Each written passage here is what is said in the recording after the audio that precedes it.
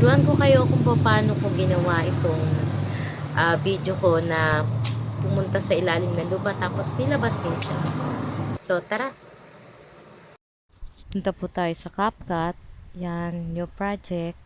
Guys, nag-video na po kayo dapat kanina, no? So, ito yung napili ko. Yung start po niyan, kailangan yung nakahang pa ho yung paa nyo. Tapos, hanapin nyo po yung freeze. Pagkatapos po ng freeze, hanapin po natin yung overlay. So, yan. Habang ina-highlight po natin yung naka-freeze na yan, hanapin po natin yung overlay. So, yan guys, na i-overlay. Automatic po yan pag na-overlay po. Pupunta na po yan sa ibaba. Guys, gumawa na rin kayo ng video na walang background o kaya plain, no? Tapos, i-highlight po natin yung pinreach po natin kanina. Tapos, hanapin po natin yung remove BG. Tapos, yan. Pindutin po natin yung custom removal. And, yan. Pindutin po natin yung brush. So, guys, tanggalin natin or i-brush po natin yung tao. Kasi, siya lang po dapat ang matira. Pag po yan, binrush natin, mamaya, yung mga nasa likuran niya, wala po yan mamaya. Siya lang po talaga matitira. So, yan. So, na-green na. I-check nyo po yan. Babalik ulit kayo dun sa naka-highlight dito sa ilalim sa pangalawa. So, hanapin naman po natin ang mask. So, yan.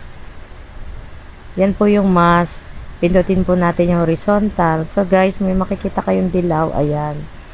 So, parang naghahati na sila, diba? Baba po natin yan. Diretso dyan sa may pinakaibaba sa parang lupa. Guys, lagyan natin ng magic, no? Yung keyframe, yan yung pinaka-diamond na makikita mo sa taas. Yan po, guys, yung nagpapagalaw sa mga tao. So, guys, ayan, no? I-adjust nyo po yung mask. Pagkatapos, i-check nyo. Pindutin yung check. Ibaba ulit ang tao. Lagyan ulit natin ng keyframe. Uulitin lang po natin yung proseso hanggang sa mapunta na po siya sa ilalim. Pag po nilagyan natin ng mask, palagi po nating i-check.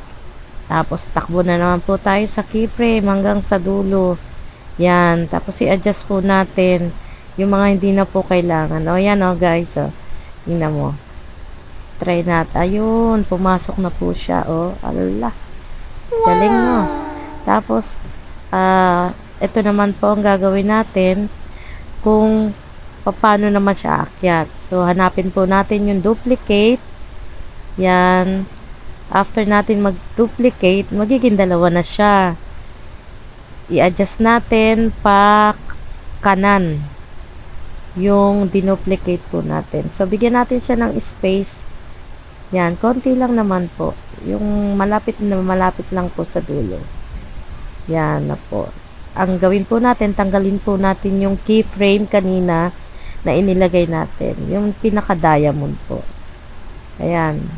Tanggalin po natin. Pindutin natin. Press natin yung nasa taas para ma-delete yung keyframe, yung pinaka-diamond. Pagkatapos nyan, ganun po ulit guys ang gagawin natin. Kailangan po nating lagyan ulit ng keyframe. Yan, hanapin po natin ulit ang mask.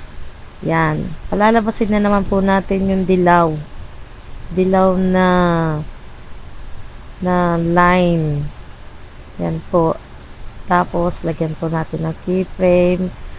Palabasin po natin yung tao naman. Yan, adjust lang po tayo hanggang sa lumabas yung tao. Guys, ayan. Palalabasin po natin yun. Yan. Adjust. Tapos, check po. After ng na-check si mask, takbo na naman po tayo kay keyframe. Lagyan na naman po natin hanggang sa makalabas naman po si ate girl. Yan. After po nyan, kung tapos na po tayo na malagay na po siya sa labas, mamaya try po natin kung okay na po. Nasa sa inyo po kung lalagyan nyo pa po ng transition. Next time, lagyan po natin ng ibang effect. So, yan guys, lumabas na po siya. Lalagyan po ng keyframe ulit. Pataas naman po yan ha. Yan. Hanggang sa makalabas siya. Every time na lalagyan po natin siya ng keyframe, yung diamond, i-adjust din po natin sa mask. Tapos, lagi po natin pipindutin yung check. So, ito na guys, try mo na. Try na natin. Oh, ayan.